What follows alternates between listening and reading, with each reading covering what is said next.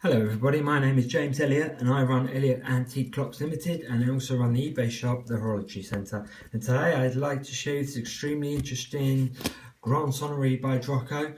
Apologies for the reflection in the dial, that's something is picking up my camera and there's nothing I can do about that.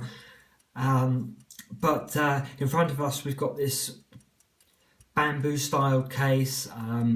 The clock is signed Drocourt to the dial. It's also signed to the base and the travel case. If I angle the case like this, you'll be able to get a better idea of that wonderful looking engine turning. Normally you never get to see a clock that's fully signed by Drocourt in this way, because normally they're just signed on the back of the movement, just behind the gong. So therefore, the clock's being sent out to be retailed by another company, whereas this clock was actually being sold by Drocourt himself. But for those that have a keen interest in carriage clocks, this is an extra special clock, and that's because this clock was made right at the period of when they were changing their addresses. So they made these clocks, they signed the clocks with the original door number, and then they moved a few door numbers down, but still on the same road. So rather than doing the whole lot again, in the sense of re-signing them all with the correct door number, they've actually crossed the door number out, which is 28, and then replaced it with the 31. And it must have been an absolute conundrum for them at the time whether to sort of redo all these areas, because look, they've also done it down there as well. And you can see the 28 has been crossed out and replaced with the 31. So that's a wonderful piece of carriage clock social history, built right at the time of when they were sort of changing addresses. And I'm really pleased that they didn't redo them all. I'm very pleased that they've left that correction there, because it's given us an insight into that time of what was going on within the company, which you wouldn't never have had if they'd have redone them all. So this plaque is beautifully engraved. Drocourt is clearly very proud of the clock. The clock is numbered here, it's on the back of the movement, back of the dial plate, back of the dial, on most, all the areas one expect to see the on the numbers. Some of the panels had to be refinished, and some are original. None of the gilding on the case is original. I had to redo all that, unfortunately. Some of the silver panels were okay, so some are original, some are refinished, and I challenge you to try and spot what ones are original and what ones I've redone.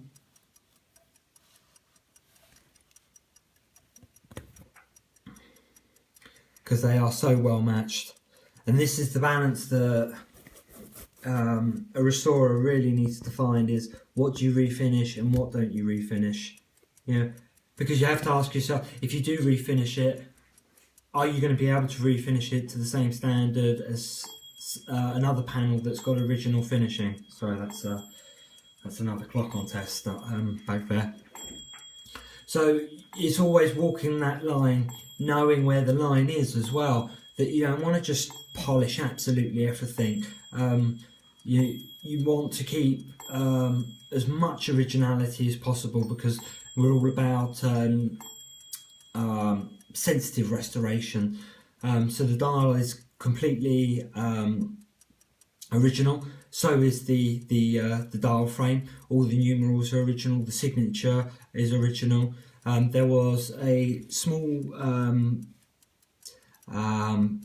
piece of corrosion between the 8 and the 9, which had to be very, very lightly cleaned back, because that would have spread otherwise. So, and then it's just been blended in. It's left a wee light patch that the camera's not really picking up, and you'll only really spot it in really intense sort of sunlight.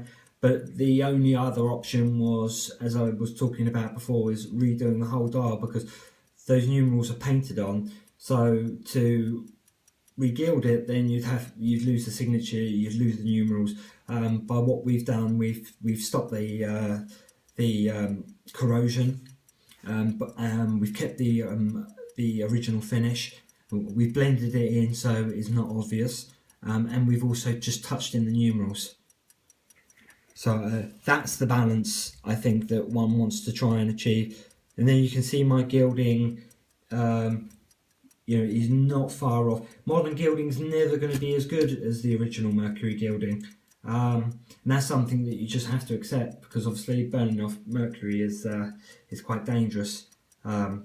So this is like this is a really still a very close match, but you'll never truly get that really intense sort of gilding.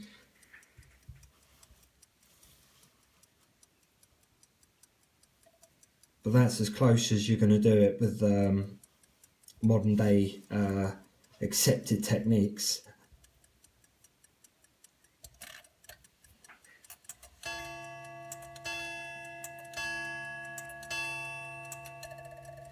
Also the door frame, that's all original. The base had to be resilvered, the top had to be resilvered, and this also, the top here had to be resilvered. Everything unscrews on this clock.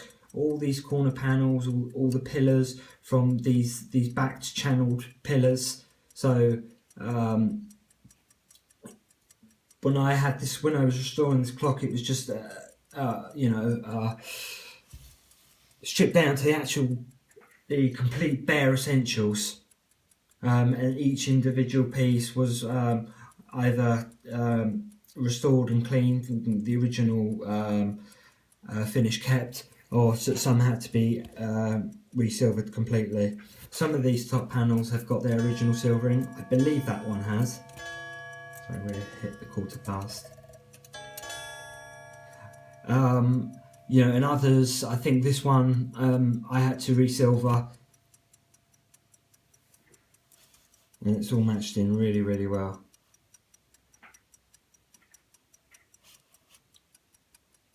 So let's go up top and have a look at the clock running.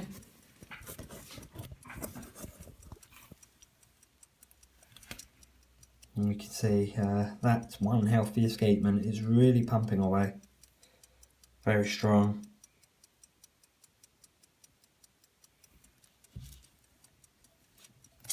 It's just a marvellous case. The proportions of it, the bamboo pillars. It's just such a well thought out and constructed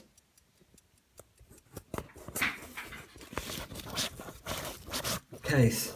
Sorry, I was worrying about the focus there and lost my train of thought. So here's the original travel case. I'll put that there, lift the camera up there.